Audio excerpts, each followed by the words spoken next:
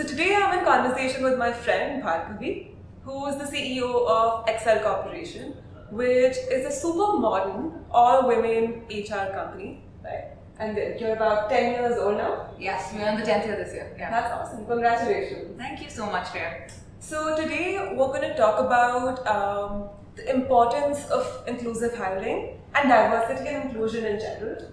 Yeah. So Bhargavi, before we start, can you introduce yourself for the benefit of the audience? Absolutely. Thank you so much, first of all, for having me on this episode and this show.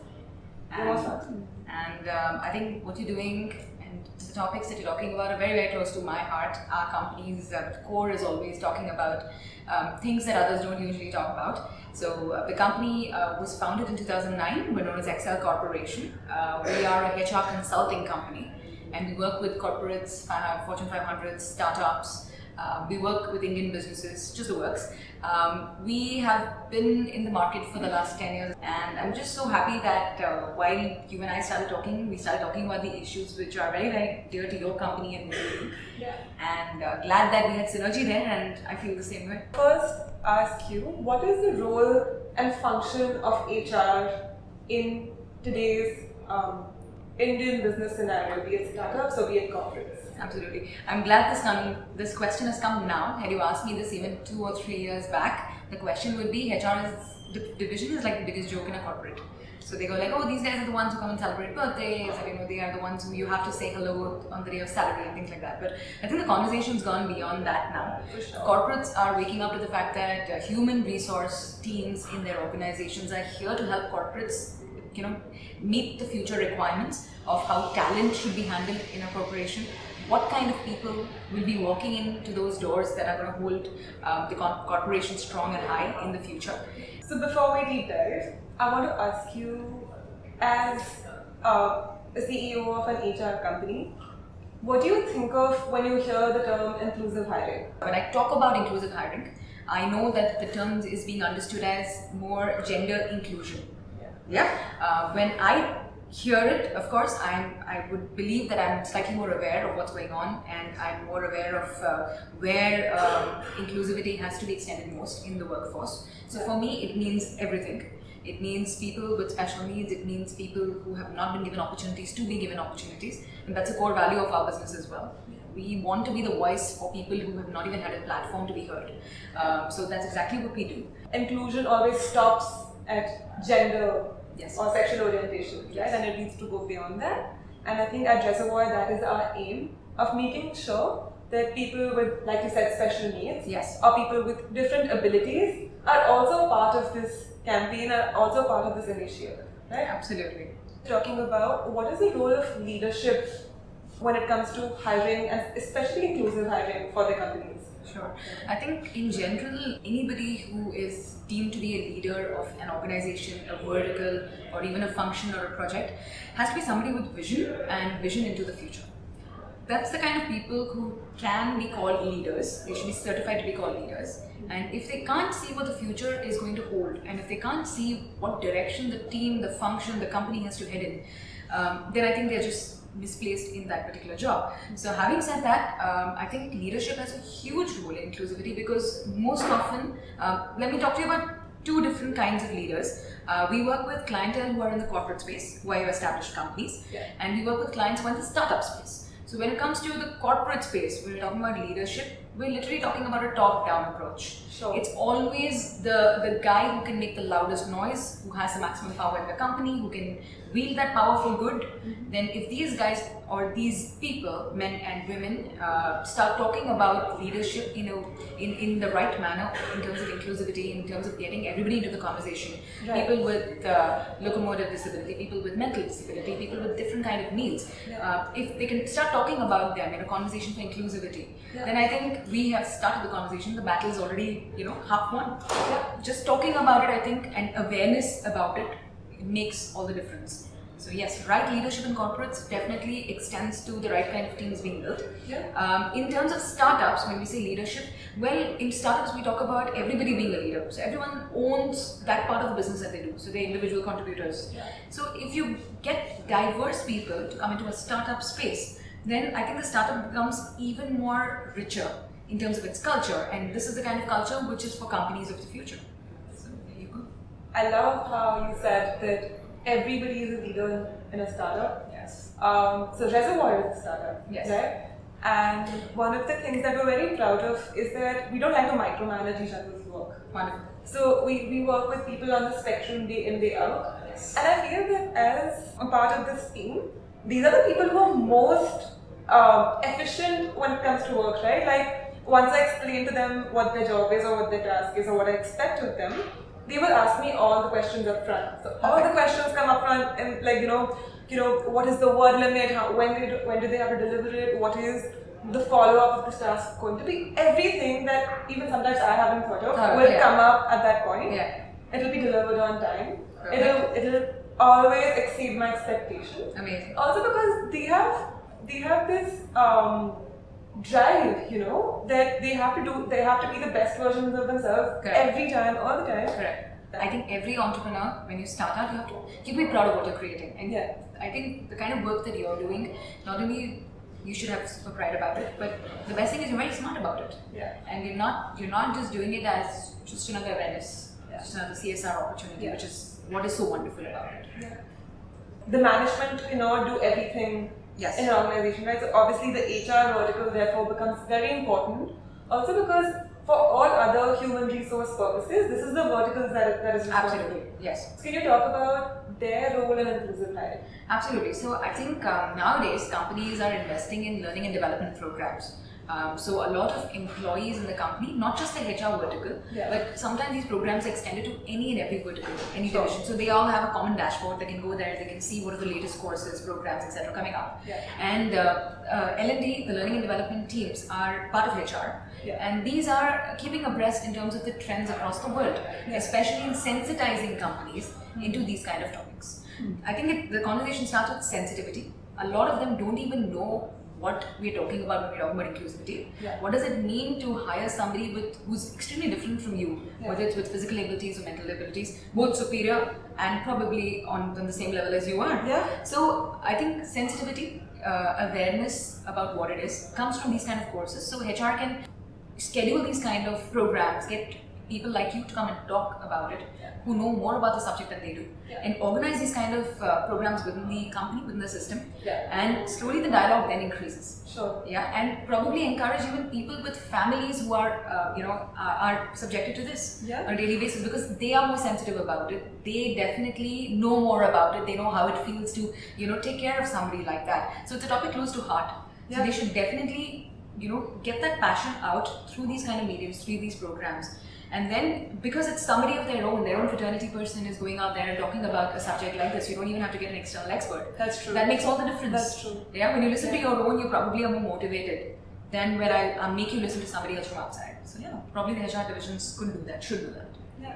I like how you said that sensitization is the first step. Yes. And that's true, right? So everybody, and this is what I say when I meet somebody from an HR particular company, that don't think about inclusive hiring right now. Yeah. First, make yourself aware about what are your options. Yes. Right? What are you getting yourself into? Yes. Is your organization ready? Yes. So before thinking of hiring, you should think of sensitization. Absolutely. So that is what we offer as a company, is a sensitization training. Great. Where we do a small workshop with your team and make you aware of the different kind of abilities. What would it mean like to have such people in your organization? Nice. What are the small accommodations that you would have to make as a company to accommodate these people with you? Understood. Right? And a lot of times people think it's very cost heavy, or like it's a big investment in the system because they wouldn't be able to use the normal processes, the normal ways. Do you think that's a common perception? I think when they can spend on so many other activities, this probably should be at a fraction of a cost that they get these kind of activities. But yes, when you say that, I think in any kind of business, running my own business, I can understand any new idea that comes my way. The first thing as a person with business sense, I have to look at the P&L. Sure. Yeah, is it something that will eventually lead me to a profit-making approach? Yeah. If not, then I have to be clear in my head that no, this is not a profit-making approach I'm doing it for. It's a CSR activity.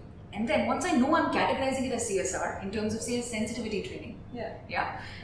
then I know, okay, so this is going to cost me something which may not show returns today, but it's going to get me goodwill in the market. It's going to further my brand in the market. My employees are going to be proud of being part of this kind of an organization that supports topics like this. Yeah. So a lot of it is also, internal branding that company should spend on. Yeah. So everything cannot be a bottom line approach.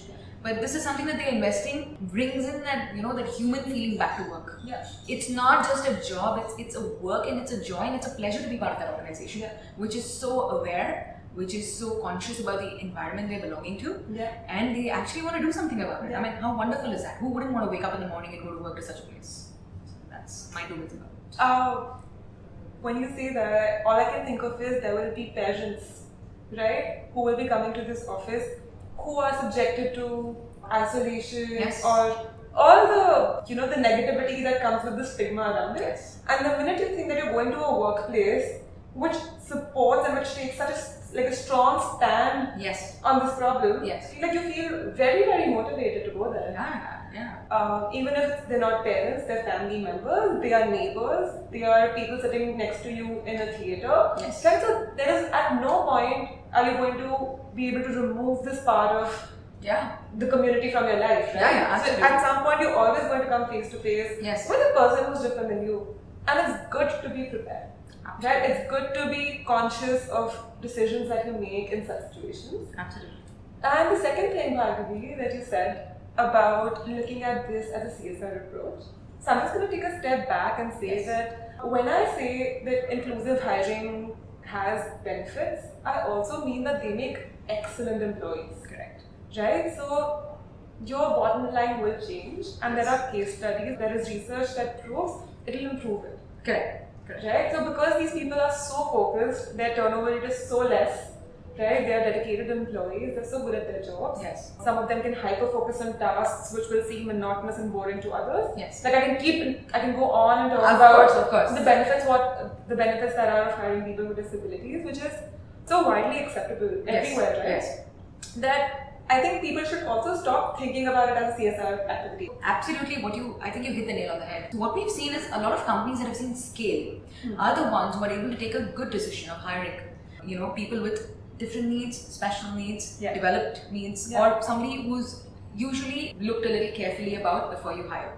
So I think large corporations have started doing that, and I'm glad that they are, because like you said, you get loyalty from these employees because they would forever be grateful for an opportunity to start out in an organization. 100%. Yes, and in today's day and age, loyalty cannot be bought.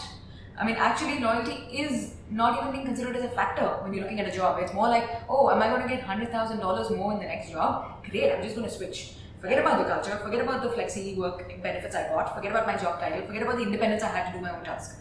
Let me just go and switch. So these guys, I think the companies somewhere are lacking in gaining the trust of the employee. And when I said earlier, create a culture where people want to wake up every morning and come to you to work, this is what I was talking about. For sure. I mean, if you can get the loyalty of people, if you can rub shoulders and work with everybody as an equal, that's the kind of world we would all like to live in, right? I mean, all of us, as you said, are somehow or the other connected to this as the subject, as inclusivity. We all have friends, family, neighbors, like you said, every day we see them. In fact, if banks are doing it, the space that we are sitting in right now is also extremely proud in terms of the diversity they provide, for the employees that are there. So there are a lot of companies starting the dialogue. There are large inclusive hiring programs in the West. Do you think there is any specific reason why it hasn't happened at scale in the Indian counterparts? Yes, I think our country is great in very many things. Also extremely great in holding on to old stigmas, stereotypes. Everything in terms of moving forward always comes with a revolution. The conversations are happening, which is great, and that's why we're having a recording like this. We are actually sitting and talking about it. What we don't observe in tier 2 and tier 3, they are a lot more sensitive to inclusivity than, sorry to say, in tier 1. In tier 1, I think it's all about bottom line, it's all about running after the figures, and somehow we've had this notion in our head that we are better. We have given ourselves this platform that we are superior, hence we are better, hence we don't need the others. The word of the label disability, that's been so hyped. Do you think a person is perceived as incompetent? Is that something that goes hand in hand? I think, yeah, I mean, even without labels, we always have this I versus you, Yeah. upper versus lower, higher versus, lower. So it's always there. Comparison is a way of life. Yeah. However hard we fight it, sometimes it works nicely because it's a motivation for you to get better. Yeah. But I think whoever coined this term and then applied this particular term to this particular section of society, Yeah. somewhere they did a disservice to society. Because in retrospect, we can all speak about it because it probably was easier for them to just call it ability, disability, it's done. Yeah. Yes, disability, even today when we talk to people about it, it doesn't mean, I think it's not being incapable. When I say competency, I mean capable. Yeah. Yeah, and it doesn't mean incapable. Probably it means capable, but not to the level of what I expect. Fair. That is so that's what's interesting. So let's talk about that, right? What does competency mean to you? So competency for me is a combination of capability meets acumen. Okay, so I would say, without any bias or judgment, in the case of HR, if there is a job vacancy and I have a skill set list, we call it a job description JD. Right. So if I have a JD and I feel that these are the must-have skills in that and these are non-negotiables, and I look at somebody, a profile, a resume, or a person I meet or talk to, and I feel this person fits the bill completely, I would call that person competent.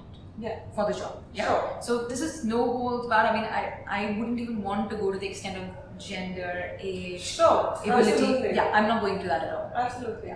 By the way, why do you think large corporations are so scared of hiring people who are differently able? All right, good question. Because one is fear, and I think the other is lack of knowing any better. You know, when you say that they don't know any better, I feel like, how will they know any better, right? But that's where we sort of step in. Yes. Where I think it's important to understand that inclusive hiring is a process. Yes. It's before you hire, you need to prepare, like we said. But even once you begin to hire, you need to understand there needs to be a cultural shift. Yes. Right? A shift in the people Yes. and a shift in your processes. Yes. So the threefold process. Yeah. Right? And when I say a shift in the culture, an organization needs to shift. However, the processes don't need to change for the entire organization. Yes. Right? People don't need to change everywhere. So the immediate team, like you said, managers or teammates who are working very closely Yes. with the person or with the persons who are differently able need to be more sensitized, Yes. trained more than the rest of the organization. Yes, right? absolutely. Also, a lot of times what we've seen is that a person who is differently able can be trained outside your workspace. Yes. Right? So they already undergo some amount of training at their respective training center or school or NGO before they come into your organization, which is helpful. Correct. The second thing is also we walk companies through how they can hire these people, right? The interviews need to be different. Their performance management needs to be different. Correct. Sometimes tasks are need to set up differently.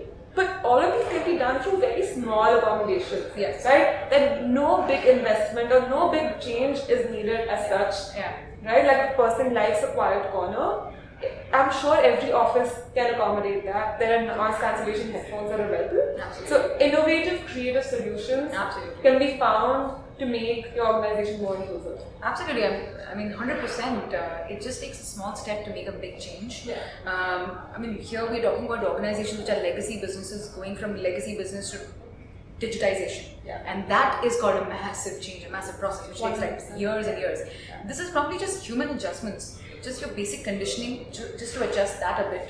And then, just give space for others to come and live and let live. But I think that is more than what we can ask for as an organization, an opportunity. Thanks, Parvati. I think it's wonderful. It was a pleasure speaking to you. And I hope a lot of people watch this and understand that inclusion is not as hard as they think it is. Absolutely, Shreya. I think what you're doing and what your organization is set to do is going to go great guns. Thank you so And much. the sky's the limit, and yeah, more power to you. Thank you. Thanks, Parvati.